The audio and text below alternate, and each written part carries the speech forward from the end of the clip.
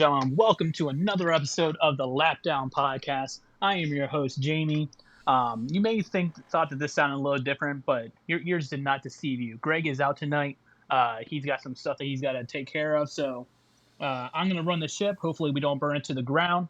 But as usual, we have JP, we have Ben, we got Rumble, and we got Ryan Dyer on for tonight. How is everything going on in the up in the northern plains of Canada? And Ryan, you're technically in the United States, but it might as well be South Canada with all the snow you're dealing with. How are you guys surviving out there? Well, I got a foot of snow, and I'm not going to be driving my car to work in the morning because it's a 4,000-pound brick rear-wheel drive with cheap Chinese tires on it, and it's not going nowhere in that stuff. How about that? We got snow up here in Canada. Yep. And you got it's a payday off, right? I don't know about that yet. I'll see that on payday, I guess. That's I was told to stay home. I'm sure hoping I'm getting paid for it. I was ready to go. Yeah, and I've got a space What about heater you, Ryan? about 10 feet from me, trying to keep up with all the cold air coming through. I bet it is Well, cold. Blame it on Canada. I mean, it did come from up here, right? I'm Blame pretty sure the storm came Canada. from below us and went up right through Maine and then to Canada. Oh, there you go. So, still not as bad Yeah. as AP, how's things when going the on power over there in heat your got neck of the knocked woods? out for Christmas, though. Ooh. Yeah, you didn't have internet for what, like a week or something, didn't you? Yeah, internet was out for like 8-9 days. Power was out for about 7. There you go. And of course, it was the week of JP. Christmas, so. How's weather out your way, JP?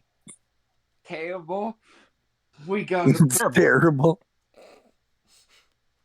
I could not leave my house for a couple days. The roads were god awful. I did go out with my dad, but he was probably scooping me and my dad could be out, but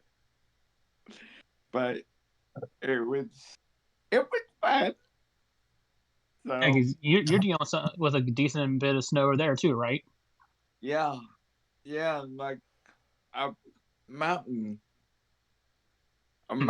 full of snow. I just saw something. How good of an idea would it be to have a wheelchair accessible dog sled team? Oh, It'd be funny, that's for sure. that would be fun. That would be crazy. Meanwhile, they're all dealing with all that snow. Ben, what do we got? Mush. Yep, much and rain.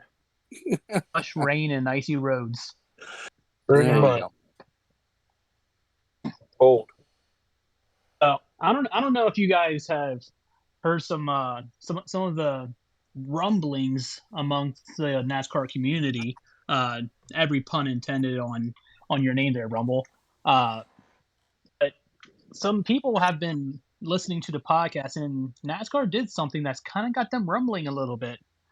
I don't know if you heard, but the Busch Light Clash for the Saturday set of events, it makes no sense. They have fans banned from the facility for Saturday. Of course, it Because they makes only no posted sense. ticket sales for only Sunday. Right, but of course, it makes no sense. They took that to me. That's an exhibition race, and you're gonna close it down to the exhibition on the. It just makes no sense. NASCAR did this, like, let's bring it to the masses in a new environment, and they're like, no, you can't come today. Makes zero sense to me. If someone can explain it to me, I'd love to hear it. To our grade A attraction, just not this day. Right, especially and when we're out there, and that just makes no sense to me. Can someone explain it to me how it makes sense? Not to It doesn't. singing toes, but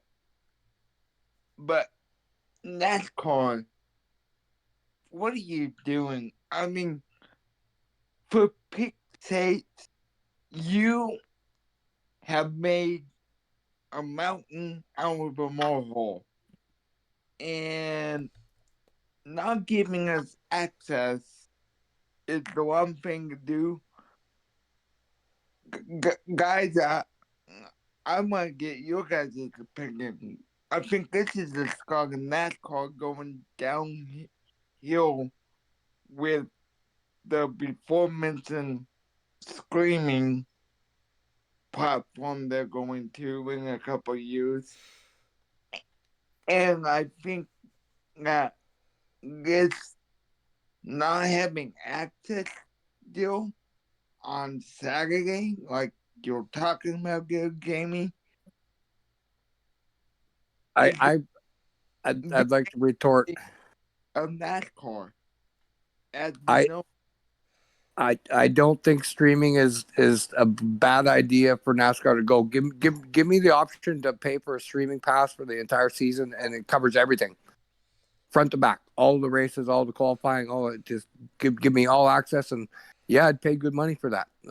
Yep. This is just a, I don't know. It's a good business decision. yeah, exactly. If they give the Mexican series a lot of attention, then it'll be worth it. But Yeah. you're still losing out on people who could be actually seeing what they're doing and giving people access that don't normally see it. Yeah. Right, and the one thing I was going to touch on is like every single heat race on it has been moved to Saturday, and the reason why it was moved to Saturday is because of the Mexico Series race being part of the Sunday exhibition for everyone to see. So I don't know if it was just that the fact that they didn't that the stadium itself uh, had like something in the contracts where they only allowed them up for the one day to have people show up, or if there's something underlying going on. But I mean, on one side you miss out on the heat races, but on the other side you get two full races. You get the actual clash, and then you also get the Mexico Series race. And you still get the LCQ, so no drivers will technically be eliminated until fans are available to actually be in the stadium. So, like, for example, if you're a Chase Elliott fan, Chase Elliott, there's zero chance he gets eliminated before fans are allowed in because the LCQ is also happening on that Sunday. Yeah. Yeah, I don't know. But my Ben, opinion what's on your it, thoughts on it? Because we kind of. Oh, go ahead, Ryan. Yeah, so my opinion on it for the most part, though, is unless you have something in your contract with the LA Coliseum saying that you can't have people in there, like you can't have spectators in there both days, why not sell extra tickets, even if it causes a 0.2% less viewer experience, or some people go for just one day and decide not to come back for the main event the next day. Sell the tickets. There's very little reason to keep people out that have traveled there, potentially from across the country, to see the race. Right. That's the Right. whole point. Right. Was the whole point of not bringing it to the Coliseum was to bring it to a new group of people, and like I said, to literally close people out when they're actually out racing and doing whatever. At all of our local tracks, you can go see the whole thing, the qualifying, the everything. You're not told that you can't be in there on that day. It's just doesn't make sense. And I know not last week, but the week before, we kind of touched on the Clash and all the pros and cons of the Clash, and I was a big supporter of the Clash compared to everybody else. But at this point, I'll hop on board with you, Rumble. Let's just bring it back to Daytona. Let's get that tradition of just gearing up for high speed, nose to bumper interaction, and Absolutely, just keep it all at Daytona as the hype up. Well, does absolutely. California not have any other racetracks? Like, do they not have an actual racetrack in California anymore? They had Auto No, Club. yeah, Auto I've Club heard and Sonoma. people talking about many different tracks where they could be doing that, but what I'm saying is the Coliseum it's not the right fit. It's not showing off the cars what they are. You know what I mean? No, It's too small. I think it doesn't show honestly, what they what can about do. Las Vegas Motor Speedway? I mean, you still get a big I mean, it's not quite as close to a big city as the LA Coliseum, but it's a big Honestly, that market, would be and it's a track where the cars perform probably at or near their best in the Right. series. that That's what or I'm a road saying. course in Las Vegas. Yeah, I mean, if you could get the right to use that, the same Vegas street course that the F1 cars use, yeah, that would be cool. I feel Yeah. like the dedicated fans would watch a road course race for the Clash, but I feel like that's not. It's supposed to be a spectacle, right? Like we're Yeah. getting ready to go to Daytona. Let's just go to Daytona and get ready for Daytona like we always did. Let's just why do we have to change everything that may not be for the better, in my opinion? But the problem with Daytona, and if you remember back to the Clash in 2020 and 2021, the last 2 years, I believe it was on the oval. I mean, it was essentially a practice session before turning into a demolition derby in the final 2 laps. I mean, Right, nobody right. really raced in the You're right. Clash. It's a practice, but what's wrong? It's a practice session. We're getting ready to go to the 500 in weeks, right? What is it? 2 weeks after that we're getting ready to go to the 500. Yep. It's just to me, it's Yeah. always been that. I'm a fan. I've been in this for 30 years, watching it. Like I'm just, there was nothing wrong with the Clash. Why are we taking it to the Coliseum? It just doesn't make any sense to me. Again, it's just it seemed like a novel idea the first time, and now I think it's lost its luster, I guess I would say. If we're talking about like California tracks, one track that I would love to see NASCAR go to, which I think is odd that I can't think of time that they went there, would be WeatherTech Raceway in Laguna Seca. I If don't know how you that. if you Google search Laguna that Seca track, is a track. it's a big track with a lot of straightaway speeds, but then it also gives you some of the road course action. Yeah, I was Yeah, it just gives you curious to see big how the road cars course would actually action. act on that road course with all the That's up and and down of the corkscrew in I'm with particular. Ryan. The corkscrew down there. Are those cars even going to be on their tires anymore? They're going to be on their bumpers at both ends, right? That's it's. You can't say that wouldn't make for great racing, though.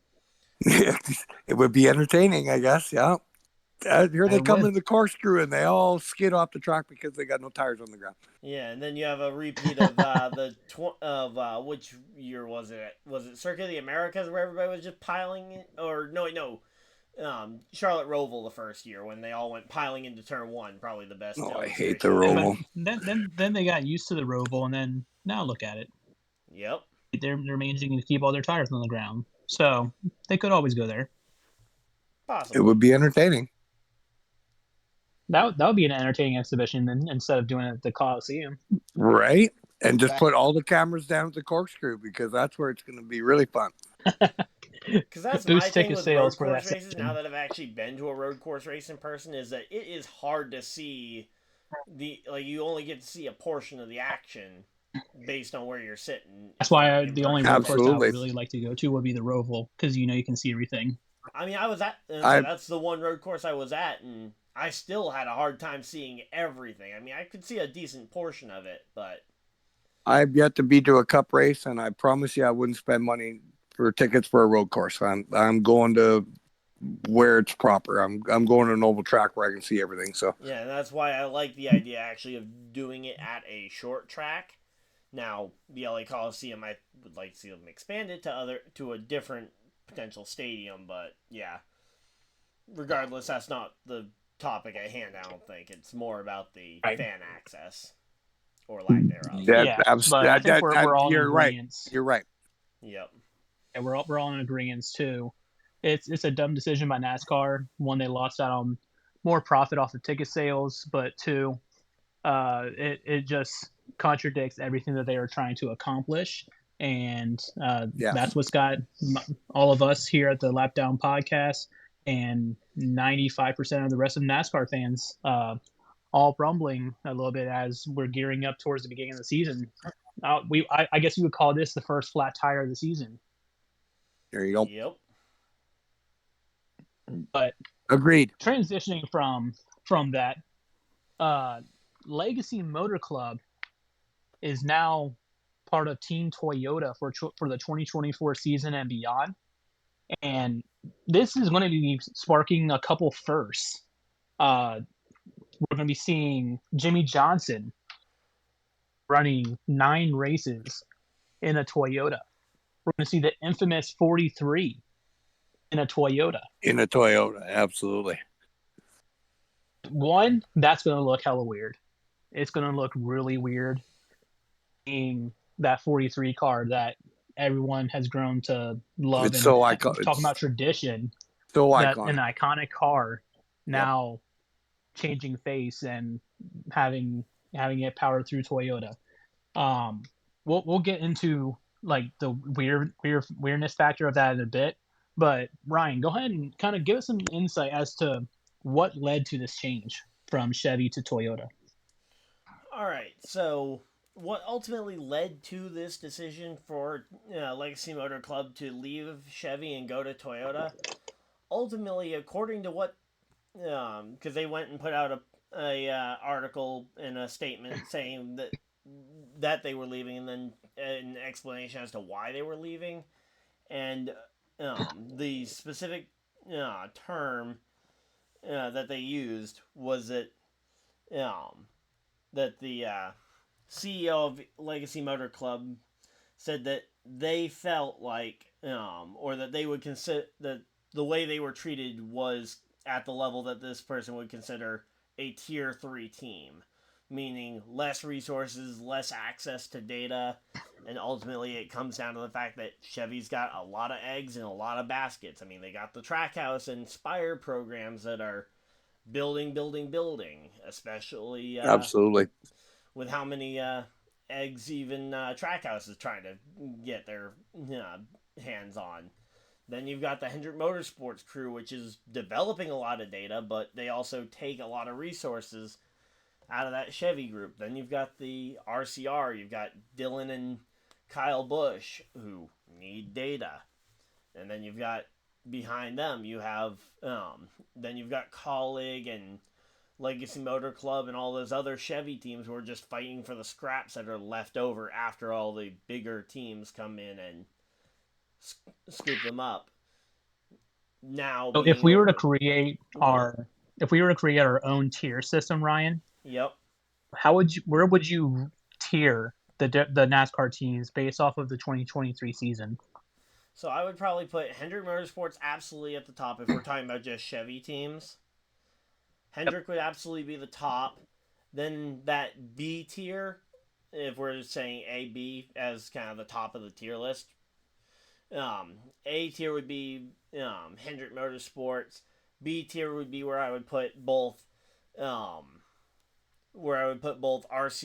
and Trackhouse. And then I would also include in like the Trackhouse affiliate team there with Spire. And then I believe after that, if I'm not mistaken, I think it would just be you would throw in Legacy Motor Club and Colleague Racing into that next tier, and then below that would be the BJ McLeod car, which ultimately ended. Oh wait, no, they switched over to Ford. Never mind.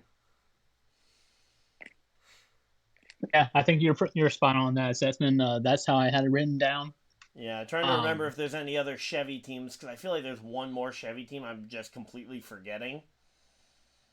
Aren't you forgetting the 43 from last year? I said Legacy Motor Club and Colleague would be in that third tier. Okay. Because I said Hendrick in the top tier above all the other Chevy teams. Then you would have a split between the Trackhouse Racing Chevys and the Richard Childress Chevys. Oh, I completely forgot JTG Doherty Racing, who would probably also be in that third tier. Yeah, so it's safe to say that third tier is kind of like what's left. Yeah. But and we're looking at performance. I mean, it kind of makes sense. I mean, I'm not a conspiracy guy, and and then you've got the part-time teams when I saw like this Beard article come out, Motorsports. it's that. And then you would have like the part-time teams like Beard Motorsports and TMT Racing, who'd be even further, who would be in that fourth tier, even below the Yeah. full-time teams. But Yeah, and me personally, I'm not a big conspiracy theory guy, but when you look at this article, it could sometimes when you see these things, it could just be people taking shots at the other carrier just to put a little jab on them because of them being disgruntled. But when you look at how Petty's team looked, and then when Jimmy Johnson finally got there and they switched it to Legacy Motor Club, it it does kind of back up what he's saying. It just seemed like they weren't really top tier cars. Like they were never really in the mix in any race. They were always fighting to be in the top 20. Uh, you may get them on Well, a good day surviving on a super speedway, but correct yeah, me if I'm now wrong, to but an extent, though, I mean the data kind of backs up that they didn't really have the best performance. yeah, and I mean that had been it that did. way for a little while now. That the Petty team, I mean, even when they were Petty GMS, I mean, they never really performed much above the level that they've been at for the last 2 or 3 years. Yeah, they. You know, I said this a couple weeks back. It all boils down to good teammates, good crew chiefs, and I mean they could haven't had the manufacturer support. I mean, I think the you, manufacturer support is the main thing. Like if everybody's operating off of the same equipment, operating off of the same information, and getting the same amount of support, then you'll probably see a balance amongst their group. But in this case, they're talking about a three-tier system, and the performances that you see if you date back to the past 5 years all support it. Hendrick is constantly consistent. RCR is most of the time consistent. The the quick start and consistency that Trackhouses started putting on the tracks has gotten a lot better. And in doing so, you just really started seeing a declining Petty Enterprise and a Legacy Motor Club struggling to get into the top 20. Ben, what are your thoughts on this?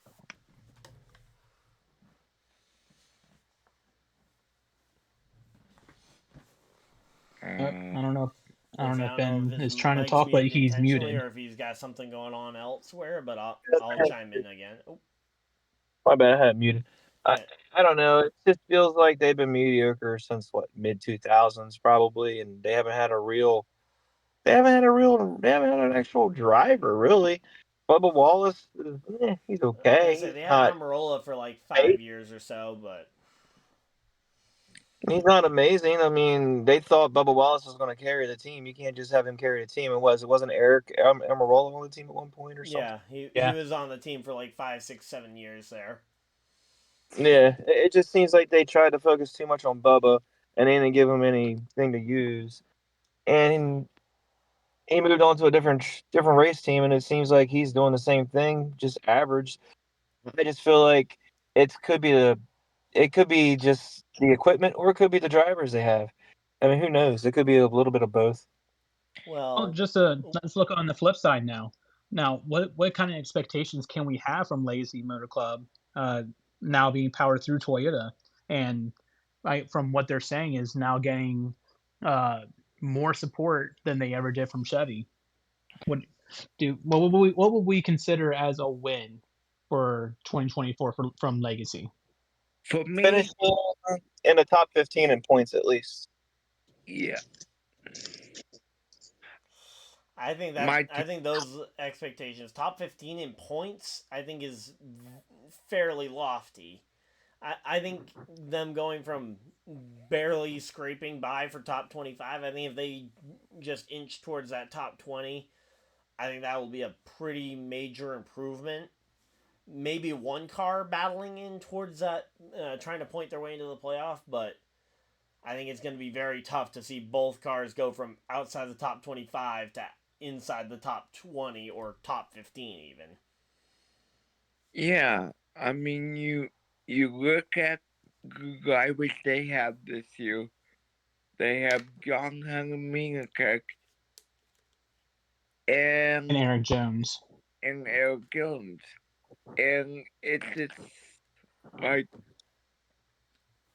for me, it's what have you done for me lately? And those two haven't worked together yet. Uh, as far as being on the same team. So, I mean, I'd love to see them have a fantastic year and make the playoffs, but I just don't see it from both cars. I could see Eric Jones potentially doing well at the Darlington race to end the regular season, because that is now the regular season finale. I could see that being the a potential way for Jones to get in to either win that or be within striking distance going into Darlington. But I think it's going to be an uphill battle for either one of those cars to be in playoff contention by that point, barring Yeah, winning it. I think Eric Jones has the highest odds. And the thing is, I don't think it's as lofty as you're expecting it to be top 15 in points. Um, and the only reason why I'm bringing that up is uh, when you look at 2311, they, they're kind of like the newest team on board with Toyota. Yep. They they had in their first season they had at least one driver in the top 15. No, In the you were next season, say their first season they got drive. I think they got a driver into the top 20, but they didn't get a driver into the top 15 in 2311's first season. Because first season they had just Bubba, and he was like 20th, 21st in points. gotcha, I may have mislooked at it, but even then, like as a new team getting the resources compared to what Bubba Wallace had been doing from the 43, it was still an improvement. You know what And would be a now proper legacy? now A that proper legacy would be if Dodge came back to NASCAR racing and Richard Petty's team, because it's Richard Petty's team, that's how this all started, went back to Dodges. That would be legacy shit. and get that Red Bull Racing There, sponsorship. there you go. I don't know. My 2 cents again. That I don't care. Richard Petty's racing team means nothing. They amount to almost nothing at all compared But to everybody else. So what I was getting at is Bubba Wallace comes from Richard Petty Racing and steps in with 2311. okay, In their first year with Toyota, he has a career best in points. Then follow it up to last year, where they are supporting two drivers, and both Tyler Reddick and Bubba finished in the top 10 in points. fair enough. So Yep, fair enough. I think this is going to be a great move in the long run for Legacy Motor Club, but I wouldn't say that top 15 would be a lofty expectation, considering the talent that Eric Jones has. I think Eric Jones is a better driver than Bubba Wallace if you put him in the same equipment. I would agree with Call you me there. wrong.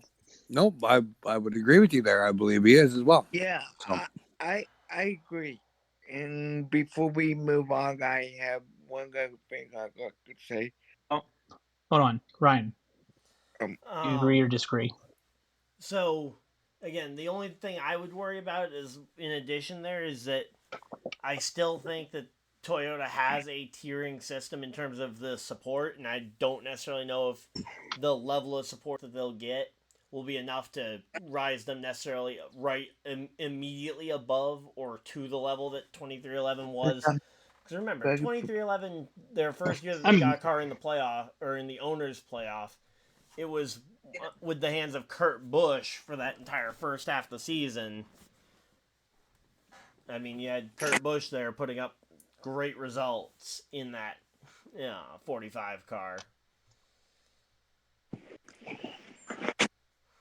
Very true. I agree. It, That's it very took true. Bubba, At the same it took 100%. time, Bubba though, what, 3 years to get into the playoffs with a car that he actually drove the full season? Yep. Versus looking at a talent like, because Kurt Busch is, I think we can all imagine he's probably a first ballot Hall of Famer, if not at least a Hall of Famer. Guaranteed first ballot. Guaranteed first ballot. Yeah, so I'm actually a fan one of of him. the few drivers that actually made the machine better, and not the machine making the driver better. and then you look at Tyler Reddick, who was coming off of what, a 3-win season the year before he came into that team. I mean, those are both drivers I would say that can elevate the equipment.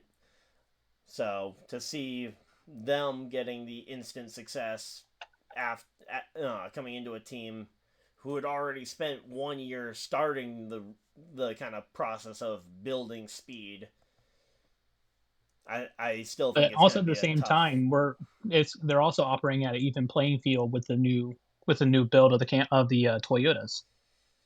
So even though they had previous year data, um, all the Toyota teams are going to kind of be learning at the same time.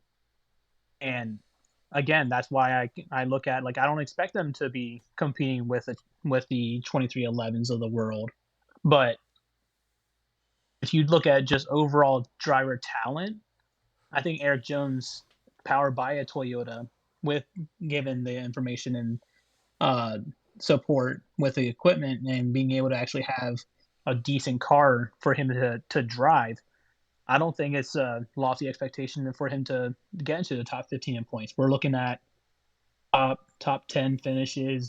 Don't necessarily have to win any races. Looking at some top 15, top 20s at the worst. So the way And so the way I look at it when I'm talking about people and where I think they'll finish in points, I mean, just looking at his competition in the Toyota house, let's say that, because we're going to probably focus on Eric Jones, because I think John Hunter Nemechek, it's going to take him time to reacclimate to the Cup car, especially with how different the next gen car is. So we'll focus on Eric Jones for the scenario, because he's been racing the next gen. So he might be able to outpoint Bubba Wallace, which would put him as what, the 6th best Toyota on the team. If you look at the Toyota as one team there, because I don't know if he'll be able to outpoint Ty Gibbs on the mothership. Tyler Reddick is bringing a ton of speed. The other 3 Joe Gibbs cars, we talked about them a lot last week. That's a lot of speed. And that would put 5 cars ahead of him already. Then you factor in three cars from Team Penske. Probably at least 2 of them end up ahead of him. Hendrick Motorsports probably gets 2 or 3 cars ahead of him as well, and it just starts pushing that kind of expectation further and further down, barring an injury from Elliott, or barring that Bowman actually doesn't get back to form.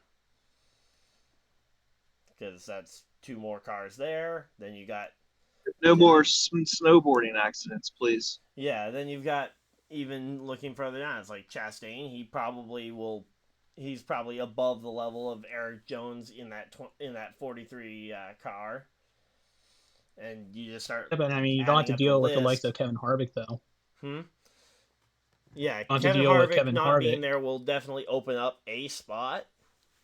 But then you've got I potentially think Suarez or Cindric bouncing back after off years in 2023. Because, I mean, it's not like Cindric's in a bad car and could bounce back. While we're on that topic, what driver do you think will have the biggest bounce back year? I think that's going to be a topic for another time, because that's going to be a long list of people that we could potentially talk about. So we'll save that for another episode. Yeah, that's some. We can save that for a couple of weeks from now when we get towards the 500. That's a good topic, JP. We'll definitely hit on that. But we'll use this as a good enough time to. Now we're going to make the transition to the world of IndyCar. So for the 2024 season, IndyCar will have a 17 race schedule for the 2024, and they will open at the St. Petersburg, Florida racetrack. Going into the season, Alex Palou is the favorite to reclaim the title as IndyCar champion, but he will be presented with the challenge of becoming the first repeat champion uh, since 2011. The last one to do that was Dario Franchitti, who won the championship from 2009 to 2011. So talking about 4 years of dominance.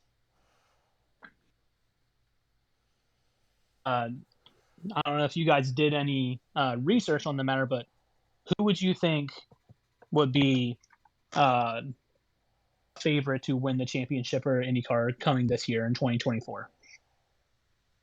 And this is our W Energy super way too early bowl predictions. We'll start off with JP. All right. So, Alex Polo, I think will win the championship just because I've seen him race Indy cars, and they always seem to talk about him. He always seems to be at the front, battling for wins, and I bet you that kid has 6 wins this year. Wins, huh? 6 wins.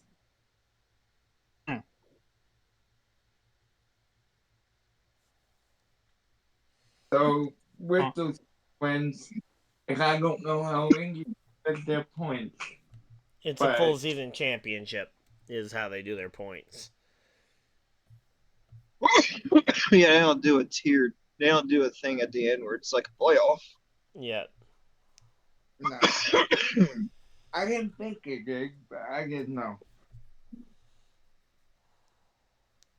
Yeah. That's kind of All right. I'm- That's what you're thinking? Yep. Ben, what do you think you got?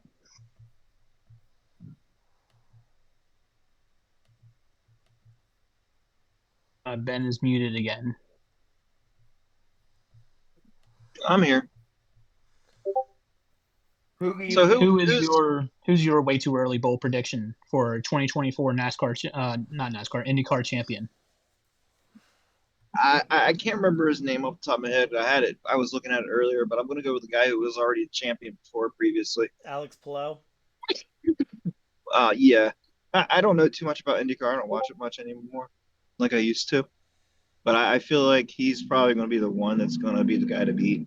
It used to be What was it? Yelio, wherever his name is. He used to be Elio, really yep. good, but Leo Castronez. I don't think he's going to do anything. He used to be good, but Elio's I think only age racing the 500 this year. gotcha. Well, I guess age caught up to him probably. If But you Yeah, were he asking is me- 47 now, I believe. If you were asking me about my opinion of IndyCar, I couldn't tell you anything. I don't watch IndyCar. I watch give him it about 5 wins. occasionally, maybe a race or two a year. All right, Ryan. All right, so I've got a couple of names that I was kind of looking at ahead of time. I was actually looking at potentially Palou's teammate there, Scott Dixon, potentially for a championship. I believe that would be championship number 7 there for him, if he is able to claim it. Add to that list of 7-time motorsport champions across the leagues. I mean, you got 3 of them in NASCAR. Lewis Hamilton, I think, is at 7 F1 championships. So add to that list with Scott Dixon. But I could also see if you want to go for a little bit more of a bolder pick, you could go with the other Scott from New Zealand and go with Scott McLaughlin, who finished 3rd in points last year, despite only managing 1 win. Driving for Penske, I could see him potentially having a breakout year. I was looking at the McLaughlin guy. Is he related to a guy from NASCAR? I don't think so. I think it's kind of just a common name for people from New Zealand, similar to how, for example, in America, there's a lot of Smiths or a lot of such and such a name. Where like you'll have like, oh yeah, there's 500 Smiths in the world or in the U.S. Yeah, I think both of those are good options, and I would not be disappointed to say the least if either one of them claimed the championship. But there's at least one name that we got to bring up when we're talking about early favorites, and that's Joseph Newgarden. Joseph Newgarden has been operating on a level of consistency that is kind of scary. Stemming back to 2022, in 2022 he won a IndyCar Series high of 5 races, so giving him series high of 9 races since the 2022 season began. But he's one of those guys who had a dominant season but did not win the title. And I think since then that has kind of lit a fire under him and his team to get a championship. And I think that stems into 2024. Another game to kind of look at would be Will Power. He's a guy who seems like he's been in IndyCar for forever, but he went winless in 2023 for the first time since 2006. Well, what And I like is the top 2 guys are Ganassi team members, and I think that's a really good team right there. They're gonna be hard to beat. Yeah, and then there was all the drama with Palou last year where he was potentially suing. He was trying to sue Ganassi to try and get out of them, and then ultimately he doubled back and decided to go back to Ganassi after trying to sue them. Will Power didn't win a race last year? Because that's actually a name I know very well. That guy's like dominator, he won isn't the he? championship in 2022, but he went winless last year. Wow. Yeah. So I think last year put a bitter taste in his mouth, and you're going to see a different side of Will Power come this year. And then the last one would be Pato O'Ward with Arrow McLaren. That team is a team that is on the up and coming.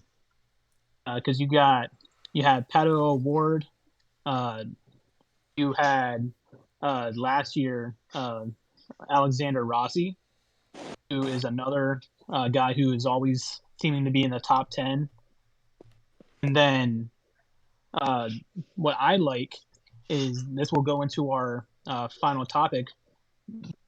It includes some potential breakout stars within the IndyCar realm.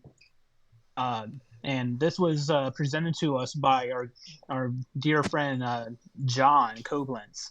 He is our Social Sports Pad journalist, and in his article, he named 3 drivers to look out for the 2024 season. And the first one would be David Malakis for Arrow McLaren. David Malukas. He will be driving the Arrow McLaren number 6 car, joining Alexander Rossi and Pato O'Ward. And as a team that is on the up and coming with youth and some strong performances from those 2 drivers, I guess I'll kind of go to Ryan since everyone else isn't as keen on IndyCar. What are some expectations that you have of David? All right, so Malukas has spent the last couple of years, his first couple of years in the series, driving for Dale Coyne Racing, which is a much less funded team. Kind of, they usually end up picking drivers based on who can bring the money. Now he's going to have the full arsenal of Arrow McLaren to back him up, so I would expect to see a step up, probably win his first IndyCar race. Is just hard to predict because now you have 3 real championship contenders all right in that building, that it could be a fight for the attentions for like the number 1 or the best equipment on that team. Because I know that was the thing with Rossi at Andretti for years, was that it always felt like he was trying to fight to get the number 1 equipment away from some of the more veteran drivers at that team.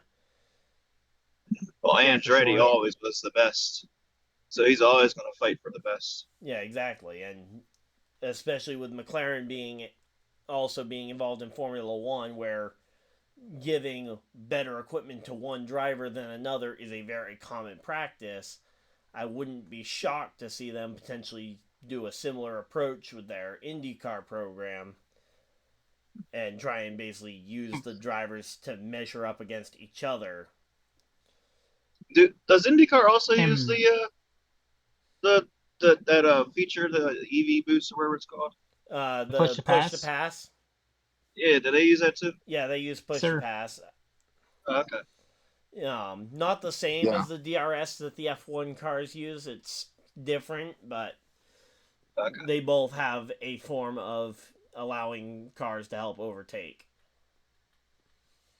Nice. Okay. But they also That's a have good idea. different blocking rules as well. So push to pass is kind of needed with their uh, restrictions when it comes to blocking and things like that.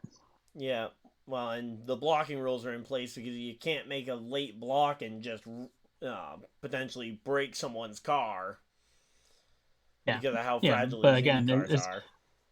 I was gonna stay that's out of this another reason why they conversation. have the push to pass is because of the fragile aspect of their cars and the blocking aspect. Oh, that's bullshit. I have to chime in on this. Push to pass is silly. It should be wide open motors all the time. You don't get any extra push to pass. It's just wide open motors all the time. Again, just my opinion, but I think it's silly. I hate it. I think it's like a weird gimmick that doesn't work for me at all. And I say, but with the IndyCar series, where they were having a lot of trouble trying to find a way to write rules that were both safe for the drivers, but also allowed for the cars to be able to pass each other.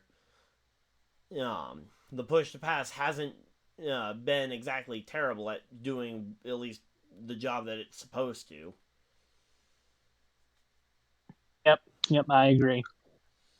Um, I don't think you're too far. I don't think you're wrong in your assessment, Ryan. Yep. And the next two names I'm going to bring up to you are both with Chip Ganassi. So not only do they have Alex Palou, not only do they have Scott Dixon, but now they have two young up and comers. The Three first young one up is and comers Linus according to my Lundqvist. list, but I'm basing off of the two that I'm going to be bringing up. okay. So the first one is being Linus Lundqvist. Yep. I always mispronounce that last name, but he is taking over the number 8 Chip Ganassi car from Marcus Ericsson, who is moving on. Yep. And we're talking about a team that just knows how to get it done. And you pair him up with Marcus Armstrong, who is coming into the number 11 Chip Ganassi car, Yep. as the two that I'm thinking that's going to have the most impact when it comes to young talent. When you're pairing them up together, uh, I mean Ericsson almost won the Indy 500 last year. Yep. Had it not been for The one lap some restart. an ill time. Yep. Yep. And it's definitely, and they just have a knack for the big races, and you pair that up with the knowledge and the mentorship that is Alex Palou and Scott Dixon. I think they're saying at least these two out of the three up for a big future of success. So my question to you, Ryan, is out of the two, who do you think would have the better chance of becoming the breakout star for Chip Ganassi? Okay, so looking at these two specifically, I would probably lean towards Marcus Armstrong, where he ran a significant portion of last year, versus Linus Lundqvist, who's coming in as pretty much a true rookie. He's gonna have a lot less experience in these big Indy cars compared to Armstrong. So I think at least in the early portion of the season, I think Marcus will get off to an early lead over his two rookie teammates. And then I think as the season goes on, I think you'll start to see both Linus Lundqvist Lundqvist and Kiffin Simpson, both driving Ganassi cars this year, close that gap over as they go through the summer. But I think Marcus Armstrong will still end up the highest in points of the three. Where's Lundqvist from? Because I've heard that name before. He's from Sweden. What did he race in another series? He raced Indy Next last year. I believe he was the Indy Next champion last year. Okay, that name sounds familiar though. Otherwise known as Indy Lights, and he took part in pretty much the entire road to Indy. So, but going back to a point that you made though about Chip Ganassi being good at these big races, they haven't won the Indy 500 since 2012 was the last time Chip Ganassi actually won the Indy 500.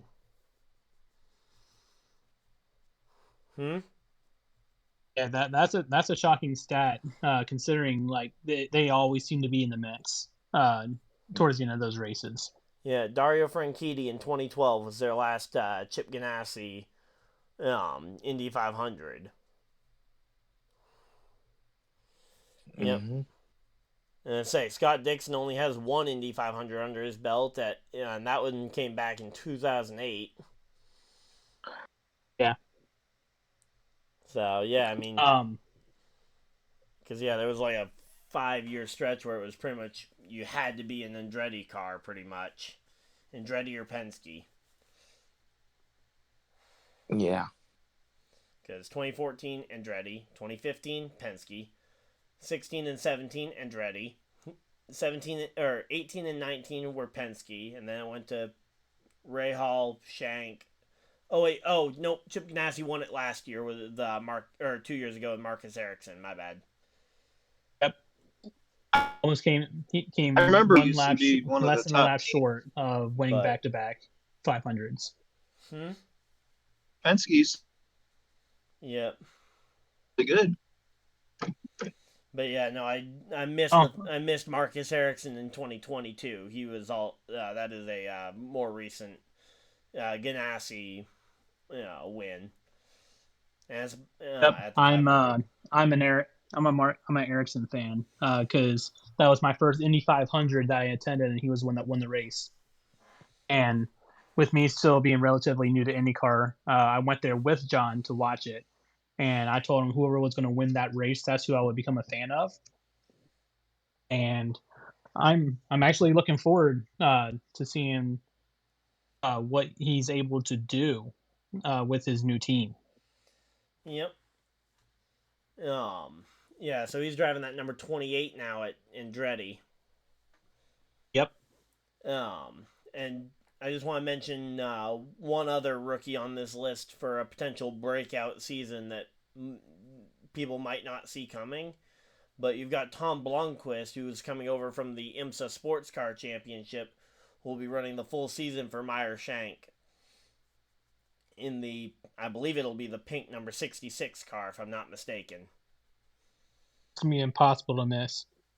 Well, it'll be impossible to miss aside from the other Meyer Shank car out there that looks exactly like it. Because, and especially at the Indy 500 where they're going to have the 06, the 60, and the 66. Because Elio will be driving for that team in the 06. But I believe that's the only other full-time rookie on the schedule. It'll be Kiffin Simpson for Ganassi, Linus Lundqvist, and then Tom Blomqvist, I believe, are the only full-time rookies. And Tom has some significant racing under his belt, if I'm not mistaken. Yeah, I believe I don't know if he actually won a championship over in IMSA, but I know he's been on a very fast team and has been in contention for the Rolex 24 a few times. You probably don't find yourself in that car if you're not a good driver. That's it. You probably don't find yourself in that car, right? Speaking of the Rolex 24, we will be going into that next week. So that is going to be a topic and interesting stat line. As of right now, when we're looking at the driver entry list, from the IndyCar Series alone, they're expected to have 15 of their drivers involved in the Rolex 24. which if that number sticks, make up over 50% of the drivers in the Rolex 24 coming from IndyCar. And as of this recording, correct me if I'm wrong, Ryan, if you haven't seen anything pop up today, but as of this recording, there is no NASCAR drivers representing in the Rolex 24. I haven't heard anything specifically. Let me see if I can pull up the Rolex entry list real quick. Okay, because I know in years past, guys like Austin Cindric, and some other guys like that have participated in the I'm gonna Rolex say Jimmy 24, Johnson in but the Chip Ganassi car usually has been one of them. Jeff Gordon's driven in it. So while we're on that topic, just a plug for next week. I did get an opportunity to speak with a driver that had some fun competing in the Rolex County 4. We spoke about that today on my YouTube channel. Go check out that video because it was a good interview. We are going to do plugs as soon as we are done with this topic, JP. Oh. All right, let's see.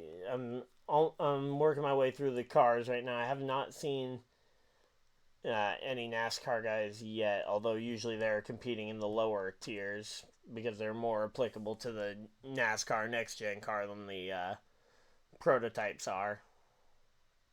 Yep.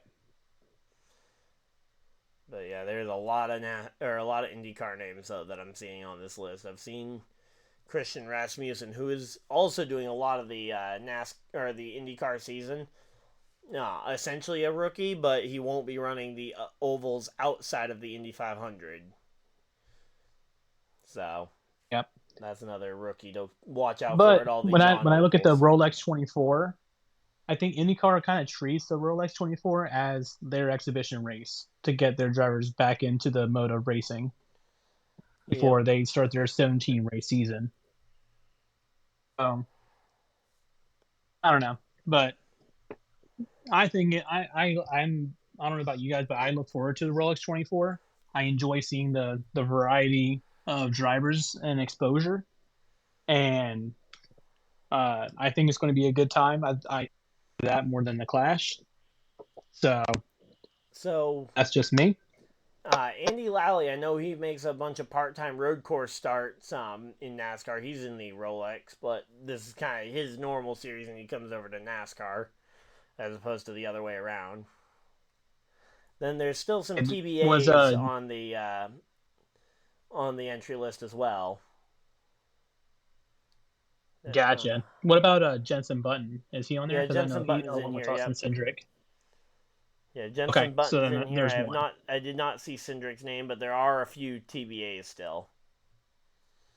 And this was updated as of today. As the days, I'm sure as the days get closer, when teams start needing drivers to fill in, I'm sure we'll see a few pop in here and there. But I think this has been a great on to thank the Alkyli Project for our theme song. Please check out their album Blood World and on all music platforms. Definitely got some good stuff there. Thank you to Fanatics, W Energy, Bulletproof Coffee for sponsoring the Lapdown podcast. Ryan, what's your YouTube series that you do? All right, so I got my YouTube channel where I do my series called Running with the Pack, where I talk about the most up to date NASCAR stuff going on in the world of NASCAR and any other relevant racing topics. So, check that out. Should have the first episode of that dropping sometime next week. They can find you right on YouTube just by searching Ryan Dyer, correct? Yeah, youtube.com/Ryan Dyer. And then JP, I know you got some big things in store for your your program as well. Yeah, very, very excited to publicly announce David Scott's going to be on my program here and has agreed to come on Lockdown Podcast after he's done with me on Full Throttle. So I'm sure you'll That's exciting. be ready to talk to him, and it will be a fun conversation over on my YouTube first, and then got him talking to coming over here. Yeah, that's gonna be really exciting. That's It's gonna be a exciting great news. week for both of us. Just for in case people don't know, uh, JP's YouTube page is Full Throttle. Um, check him out. He'll have that upcoming star, and you can also look in his back videos with his one-on-one interview with Coach Joe Gibbs. So he's got some good stuff over there Good as old well. coach. Mm-hmm. And Yeah, and don't Ben, you forget. got anything going on with the Yeah, don't forget. with the Social Sports Pad podcast on Saturday and Tuesdays? Yeah, I believe we're planning on possibly doing one on a Friday. That's what I was talking to Ricky about earlier. He's talking about maybe possibly doing an impromptu one on Friday. So look for Just to get ahead one. of the playoffs. Yeah, to get ahead of the playoffs. Yep. Anybody else have anything else So to say? anything going on in your life, Rumble? I was just waiting for my opportunity. So it's dead of winter up here. You may have seen the picture. There's not a lot of racing going on. We're waiting for speed weeks to come up, and this is on topic and also off topic. But we all met each other probably, I think, kind of because we raced each other online. Absolutely. Am I wrong? No, You're So you're right. not wrong. You are so absolutely correct. So I just want to bring this up. My rumbling for this week is I sucked ass. I got my ass stomped at Eldora last night in the World of Outlaws, and then did an all-star race tonight where I finished fifth in the Open where you need to be top three. I just like to say that I'm sucking ass this week, and fucking So Darlington sucks. you race on a World of Outlaws? Yes, I do. I joined the league, Which and game you is know it? what? You know how many people show up? Like 40 of these motherfuckers. They have Really? like they have like all different series It's going with different chats going for each race. Everything. It's a it's the totally one on the different. Xbox, right? What's that? It's on Xbox, right? The World of Outlaws game. I think Yes, from it what I is. Yes, it okay. is. So, I have but that. it's just so that's all I can really come up with right now because we're kind of like I said, it's winter up here and there's not a lot of racing going on. But in my own life, I'm sucking ass, getting my ass stomped at Eldora, and tonight finishing fifth when I needed to finish fucking third. Getting Right? snowed in. Me and both of us are I'm getting ready to totally race snowed in. Atlanta this week, tomorrow actually in the That's Thomas Cup that's Series. right. That's right. I'm getting ready to race in Ryan's league tomorrow, and I'm just saying it ain't been the best start of 2024. I'll tell you that, boys. But that's all I really got because I think we all met because we raced online, and here we are. And I just wanted to say Rumble sucks. I got stomped at Eldora the other night and finished fifth when I needed to finish third tonight, and that's all I got. That's all the rumblings I got. All right. Sounds Ryan, real quick, for anyone who is even remotely interested in checking out our league race, where can they find the stream of the Thomas Cup Series that's performed on NASCAR Heat 5? So I'll be streaming my POV of the race over on my YouTube channel, as I said, at Ryan Dyer or youtube.com/Ryan Dyer. So I'll be streaming it And there. I got to give a testimonial there. Almost everybody there is super fast. I'm always like 3/10 down, no matter what the hell I do. So I I usually just get taken out by somebody. fuck. It is what it is. But that's what I had to say for my rumblings this week is that there's not much racing going on, but when I am racing, I've been getting my ass kicked this week. Stupid rumble.